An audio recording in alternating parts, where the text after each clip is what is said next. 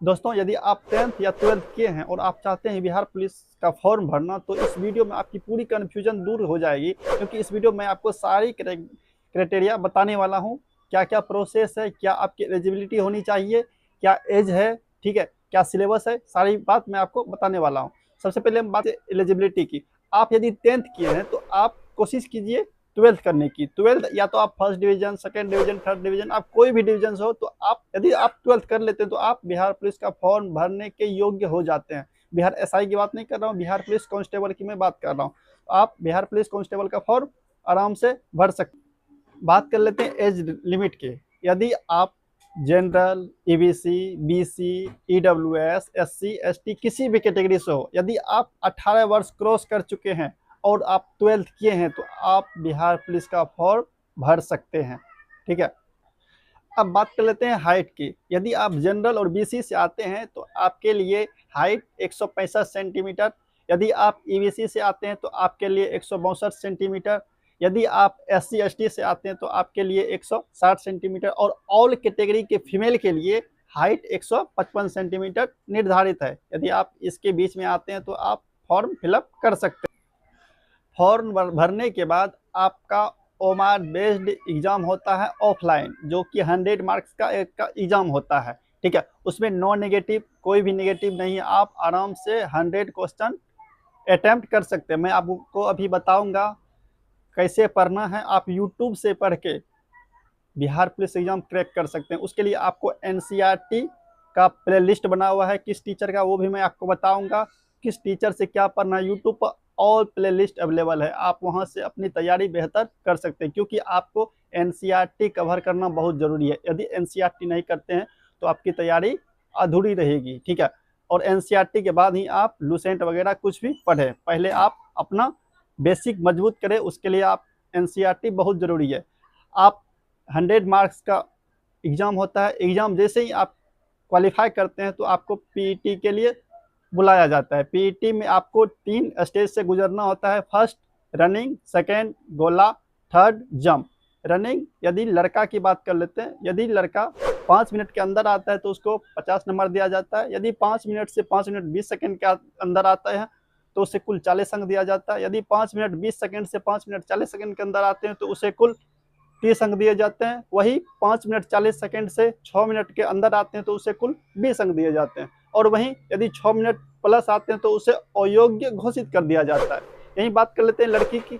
लड़की यदि 4 minute down मारती है तो उसे कुल 50 अंक दिए जाते हैं। वही 4 मिनट से 4 मिनट 20 सेकेंड के अंदर आते हैं तो उसको 40 अंक दिए जाते हैं। 4 मिनट 20 सेकेंड से 4 मिनट 40 सेकेंड के अंदर आते हैं तो उसे कुल 30 अंक दिए जाते हैं। वही 4 मिनट 40 सेकेंड से 5 मिनट के अंदर आते हैं तो उसे कुल 20 अंक दिए जाते हैं। वहीं यदि 5 मिनट प्लस लगता है तो उसे अयोग्य घोषित कर दिया जाता है। अब बात कर लेते हैं जंप की। यदि लड़का 4 फीट जंप मारता है उसे कुल 13 अंक मिलता है। यदि 4 फीट 4 इंच जंप करता है तो उसे 17 अंक मिलता है। यदि 4 फीट 8 इंच जंप करता है तो उसे कुल 21 अंक मिलता है। और यदि 5 फीट जंप करता है तो उसे कुल 25 अंक मिलता है। वहीं बात कर लेते हैं लड़की की। यदि लड़की 3 फीट जंप करती है तो उसे कुल 13 अंक मिलता है। 3 फीट 4 इंच जंप करने पर उसे कुल 17 अंक मिलता है। 3 फीट 8 इंच जंप करने पर उसे कुल 21 अंक मिलता है। और 4 फीट प्लस जंप करने पर उसे कुल 25 अंक दिया जाता है। अब बात कर लेते हैं गोला की। यदि कोई लड़का 16 फीट प्लस फेंकता है तो उसे कुल 9 अंक दिया जाता है। 17 फीट प्लस फेंकने पर उसे कुल 13 अंक दिया जाता है। 18 फीट प्लस फेंकने पर उसे कुल 17 अंक दिया जाता है।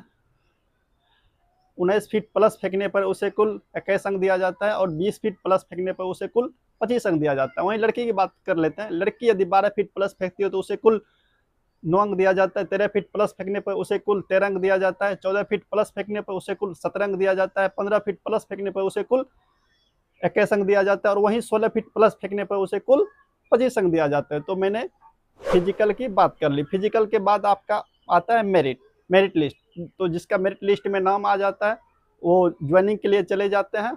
और मेरिट आपका फिजिकल के ही आधार पर बनता है। लेकिन हम लोगों का अभी मेन फोकस है प्रारंभिक एग्जाम, यानी कि 100 मार्क्स का ओमार बेस्ड परीक्षा जो होता है उसकी रणनीति आज मैं आपको बताने वाला हूँ। क्योंकि बहुत से बिगिनर स्टूडेंट हैं जो 12th करने के बाद इधर उधर भटकते रहते। आज मैं आपको सटीक जानकारी दूंगा। आप कहां से मात्र 6 महीना यदि आपके पास टाइम है तो मात्र 6 महीनों में आप अपनी तैयारी बेहतर कर लेंगे। और 6 महीने में आपको 3 महीना, कम से कम आपको 3 महीना तो एनसीईआरटी पढ़ना ही है, क्योंकि एनसीईआरटी के बिना कंपटीशन बिल्कुल अधूरी है।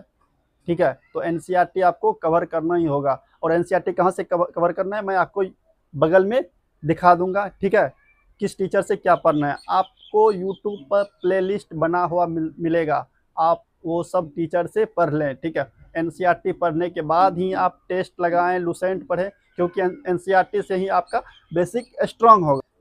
आप सभी को पता है बिहार पुलिस का एग्जाम भराया जाता है 12th लेवल का, लेकिन एग्जाम में आपसे प्रश्न 10th लेवल का ही पूछा जाता है, और वो भी 10th लेवल एनसीईआरटी बेस्ड, क्योंकि अभी कथन, निष्कर्ष, ये सब टाइप का क्वेश्चन भर भर के पूछा जाता है। तो उसके लिए आपकी पकड़ एनसीईआरटी पे बहुत ही अच्छी होनी चाहिए, तभी आप एग्जाम क्रैक कर सकते हैं। एनसीईआरटी के लिए मैं आपको प्लेलिस्ट वीडियो के डिस्क्रिप्शन में लगा देता हूं, या फिर आप हमारे टेलीग्राम चैनल से जुड़ जाएं।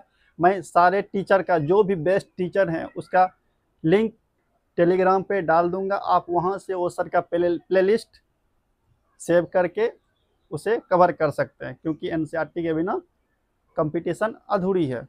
जैसे ही आपका एनसीईआरटी कवर होता है उसके बाद आप सप्ताह में 1 या 2 मॉक टेस्ट लगाएं। मॉक टेस्ट आपको कहाँ से लगाना, या तो आप ऑफलाइन बुक्स खरीद के ला लें, या तो आप सबसे बेस्ट रहेगा आपके लिए टेस्ट बुक। आप टेस्ट बुक से 399 में कूपन परचेज करके टेस्ट लगाएं, वहाँ से आप चैप्टर वाइज टेस्ट दे सकते हैं। जैसे आप एनसीईआरटी पढ़ें, एनसीईआरटी का कौन सा चैप्टर पढ़ें, वहाँ से चैप्टर वाइज टेस्ट लगाइए। टेस्ट लगाने से आपकी तैयारी और भी बेहतर हो जाएगी। ठीक है, टेस्ट लगाया कीजिए, सप्ताह में कोशिश कीजिए 1 या 2 फुल लेंथ टेस्ट लगाने की, और उसे संपूर्ण तरह से एनालिसिस करने, क्या मैंने गलती किया, कौन सा चैप्टर मेरा कमज़ोर है, उस पर काम करने की। ऐसे धीरे धीरे करते करते आपकी तैयारी स्ट्रांग हो जाएगी, और आप 65, 70, 75 तक धीरे धीरे पहुंच जाएंगे। आपके लिए 75 से 80 लाना कोई ज़्यादा मुश्किल काम नहीं है। आप 3 महीना यदि ये रूटीन फॉलो करते हैं तो आप आराम से कर पाएंगे। सोशल साइंस और साइंस का महत्वपूर्ण योगदान रहता है, तो आप इसे कोशिश करें एनसीईआरटी पैटर्न पर ही सॉल्व करने की। उसके बाद अब बात कर लेते हैं मैथ की। तो मैथ में आपको मुश्किल से 5 से 6 चैप्टर ही देखना है, उसी से आपका काम हो जाएगा। क्योंकि आप सभी को पता है मैथ और इंग्लिश मिला के 8 से 10 प्रश्न ही पूछा जाता है। और मैथ में आपको परसेंटेज, काम और समय, CI, SI, चक्रवृद्धि ब्याज, साधारण ब्याज, और उसके बाद प्रॉफिट एंड लॉस। ठीक है, ये 5 चैप्टर आप यदि कर लेते हैं तो यदि 5 से 6 नंबर भी मैथ में पूछता है तो आप 4 से 5 आराम से कर पाएंगे, क्योंकि मैथ में यही सब टॉपिक ज़्यादा पूछा जाता है। इतना करने के लिए आपको मैथ का फाउंडेशन करने की कोई ज़रूरत नहीं है। ठीक है, उसके बाद आप हिंदी वगैरह की बात कर लेते हैं। हिंदी में संज्ञा, सर्वनाम, क्रिया विशेषण, विशेषण, ठीक है, कारक, ये वगैरह देख लें। पर्यायवाची, विलोम शब्द, व्याकरण आपको थोड़ा अच्छा से देखना है, क्योंकि 6 से 7 प्रश्न आपका हिंदी व्याकरण से पूछा जाता है। ठीक है, उसके बाद करंट अफेयर के लिए आप या तो SPD का बुक ले लें, या तो सुबह 6 बजे कुमार गौरव सर का यूट्यूब पे क्लास चलता है, आप वो क्लास से कर सकते हैं। मैं जो भी टीचर का प्लेलिस्ट आपको देने वाला हूँ टेलीग्राम पे, आप कोशिश करें वो चैप्टर ख़त्म करके उसका शॉर्ट्स नोट तैयार करें। शॉर्ट्स नोट्स जैसे ही तैयार करेंगे आपकी तैयारी और भी बेहतर हो जाएगी, और एग्ज़ाम के टाइम आप अच्छे से रिकॉल करके एग्ज़ाम दे पाएंगे। कम समय में बेहतर तैयारी आपकी हो जाएगी। और आप कोशिश करें PYQ सेट लगाने। मैंने आपको बताया भी, टेक्स्ट बुक पे आपको ये सारी सुविधाएं अवेलेबल है। आप वहाँ से PYQ टेस्ट लगाएं, या फिर मेमोरी बेस्ड टेस्ट लगाएं, या यदि आपको ये सब नहीं करना तो आप मार्केट से एक बुक ले आएँ, बुक के अनुकूल टेस्ट लगाएं, क्योंकि आपको PYQ पे भी पकड़ होनी चाहिए। PYQ देखने से आपको ये पता चल जाएगा कि एनसीईआरटी बेस्ड क्वेश्चन पूछा किस तरह से जाता है, और आपकी तैयारी भी उसी तरह से होनी चाहिए। ठीक है, 1 लाइनर क्वेश्चन का समय ही चला गया है। तो आपको हमारी ये बताई हुई जानकारी कैसी लगी, आप अपनी राय हमारे कमेंट बॉक्स में ज़रूर बताएं। और मैंने जो भी आपको बताया है, ठीक है, और टेलीग्राम पे जो भी प्लेलिस्ट आपको दूंगा, आप कोशिश करें उसे अच्छे से ख़त्म करने की और शॉर्ट्स नोट्स बनाने की। यदि आप इतना करेंगे तो आपका बिहार पुलिस आगामी वैकेंसी 22,000 में आपकी एक सीट सुनिश्चित होने वाली है। तो आपको वीडियो कैसी लगी ज़रूर बताएं। वीडियो को लाइक और चैनल को सब्सक्राइब जरूर कर दें। आप लोग चैनल को सब्सक्राइब करते नहीं हैं, चैनल को सब्सक्राइब कर दें।